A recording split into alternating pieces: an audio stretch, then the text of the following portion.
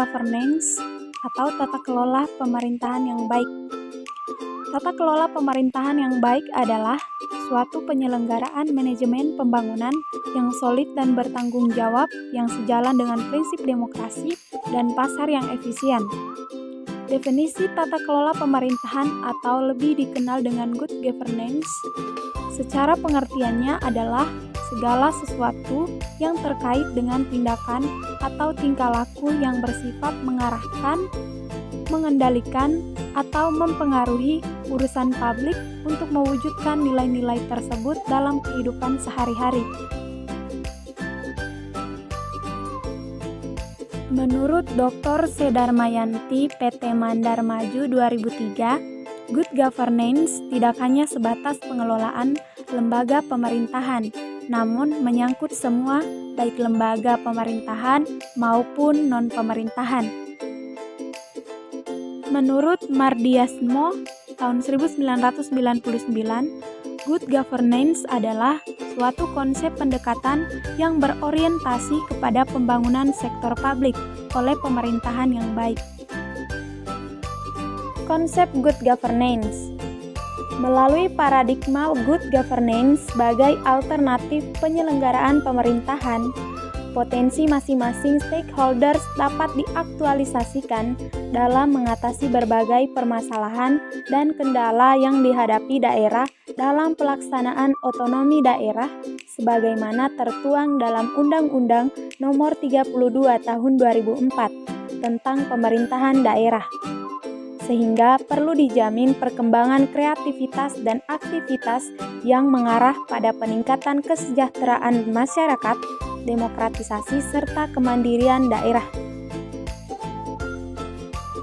Prinsip-prinsip good governance berdasarkan teori yang dikemukakan oleh Sedarmayanti pada tahun 2012 bahwa prinsip-prinsip good governance terdiri dari yang pertama akuntabilitas, yang kedua keterbukaan dan transparan atau openness and transparency, yang ketiga ketaatan pada aturan hukum. Yang pertama, akuntabilitas. Aparatur pemerintah harus mampu mempertanggungjawabkan pelaksanaan kewenangan yang diberikan di bidang tugas dan fungsinya.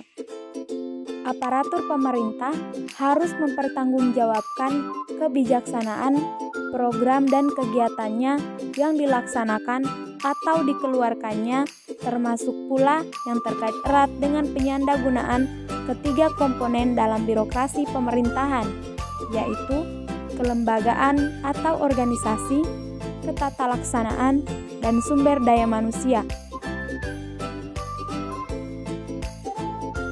Yang kedua, keterbukaan dan transparan atau openness and transparency. Masyarakat dan sesama aparatur pemerintah dapat mengetahui dan memperoleh data dan informasi dengan mudah tentang kebijaksanaan, program, dan kegiatan aparatur pemerintahan, baik di tingkat pusat maupun daerah, atau data dan informasi lainnya yang tidak dilarang menurut peraturan perundang-undangan yang disepakati bersama. Yang ketiga, ketaatan pada aturan hukum. Aparatur pemerintah menjunjung tinggi dan mendasarkan setiap tindakannya pada aturan hukum, baik yang berkaitan dengan lingkungan eksternal atau masyarakat luas, maupun yang berlaku terbatas di lingkungan internalnya, misalnya aturan kepegawaian dan aturan pengawasan fungsional. Masyarakat Transparansi Indonesia atau MTI membangun fondasi good governance di masa transisi MTI Jakarta pada bulan Mei tahun 2000. Dalam perspektif MTI, good governance mensyaratkan 4 asas, yaitu transparansi atau transparency, pertanggungjawaban atau accountability,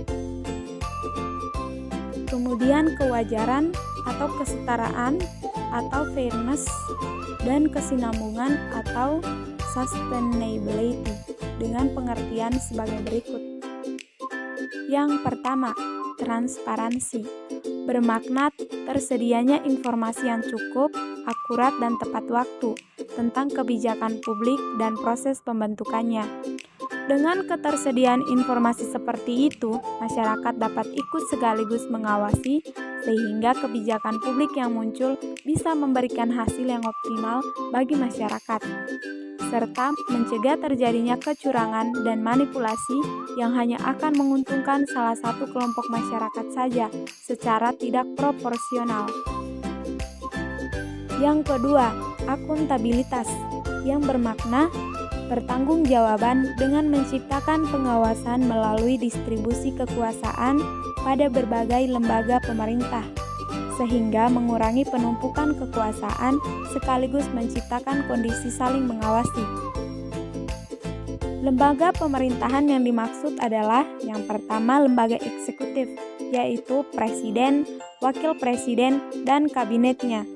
Kemudian lembaga yudikatif, yaitu Mahkamah Agung dan sistem peradilan, serta lembaga legislatif, yaitu MPR dan DPR.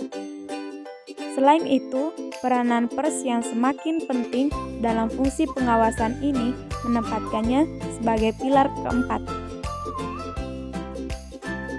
Yang ketiga, kewajaran dan kesetaraan, yang bermakna memberikan kesempatan yang sama bagi semua kelompok masyarakat untuk ambil bagian dalam pengambilan keputusan publik.